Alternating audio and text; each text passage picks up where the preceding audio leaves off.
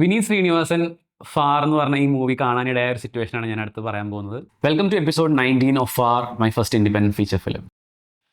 അപ്പോൾ ഈ കോവിഡ് കഴിഞ്ഞ് നിൽക്കുന്ന സമയത്താണല്ലോ ഈ OTT അങ്ങനത്തെ ഒരു പ്രോമിനൻസ് കയറി വരുന്നത്. കാരണം ഞങ്ങളൊരു ഫെസ്റ്റിവൽ അപ്രോച്ചായിരുന്നു ഈ ഫിലിമിന് എടുത്തിരുന്നത്. പക്ഷേ OTT പെട്ടെന്ന് കോവിഡ് കഴിഞ്ഞതിന് ശേഷം OTT എന്ന് പറഞ്ഞ ആ ഒരു സ്കീം വളരെ പോപ്പുലർ ആവുന്നു. അപ്പോൾ ഞങ്ങൾ വിമിയോ ലിങ്ക്സ് ഒക്കെ വിമിയോയിൽ ഈ മൂവി ലിങ്കാക്കി ക്രിയേറ്റ് ചെയ്ത് ഓരോരോ പുതിയ പുതിയ OTT പ്ലാറ്റ്ഫോംസിന് അയച്ചു കൊടുക്കുന്ന ഒരു പ്രോസസ്സിലായിരുന്നു. ആ ഇടയ്ക്കാണ് എൻ്റെ മനസ്സിൽ ഇങ്ങനെ ഒരു ചിന്ത വന്നത്, ഇപ്പോൾ എന്തായാലും കോവിഡാണ്, മൂവീസൊന്നും അധികം നടക്കുന്നില്ല, അപ്പോൾ ഡയറക്ടേഴ്സ് എല്ലാവരും കുറച്ച് ഫ്രീ ആയിരിക്കും.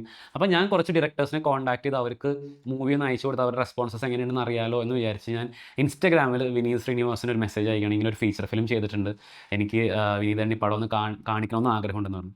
അപ്പോൾ quite faster than I expected ആൾ റെസ്പോണ്ട് ചെയ്തു, like I would like to watch the film എന്ന് പറഞ്ഞ ആളുടെ മെയിൽ ID തന്നു.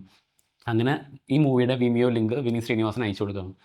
ആൾ ആ മൂവി കണ്ട് ഏകദേശം ഒരു 1 വീക്കിനുള്ളിൽ ആൾ അതിനൊരു ഡീറ്റെയിൽഡ് റിവ്യൂ, ആളുടെ ക്രിട്ടിക്സ് ലൈക്ക് ഒരു പോസിറ്റീവായിട്ടുള്ള കാര്യങ്ങളും അതിനകത്ത് നെഗറ്റീവായിട്ട് ആൾ കണ്ട കാര്യങ്ങളും ആളുടെ പെർസ്പെക്റ്റീവിലുള്ളൊരു ജെന്യുവിൻ ഫീഡ്ബാക്ക് ആൾ ഞങ്ങൾക്ക് തന്നു. അതൊരു ഭയങ്കര സന്തോഷമുള്ളൊരു മൊമെൻ്റാണ്. കാരണം വിനീതേണ്ണ തന്നെ നമുക്ക് ഫസ്റ്റ് ഒരു മൂവി ഞങ്ങളെ ചെയ്ത ഒരു ഫസ്റ്റ് ഇൻഡിപെൻഡൻറ്റ് ഫീച്ചർ ഫിലിം കാണിക്കാൻ ഒരു അവസരം ലഭിക്കുന്നത് തന്നെ വളരെ ഒരു ഹാപ്പി മൊമെൻ്റ് ആയിരുന്നു. ആൻഡ് ആൾ തന്ന ഫീഡ്ബാക്സ് ഞങ്ങൾ ലേറ്റർ ഓൺ എഡിറ്റിൽ ഇൻകോർപ്പറേറ്റ് ചെയ്യാൻ ശ്രമിക്കുകയും കുറേ കൂടിയൊക്കെ മൂവി ട്രിം ചെയ്യാനൊക്കെ ഞങ്ങളത് ഒത്തിരി ഹെൽപ്പ് ചെയ്തിരുന്നു.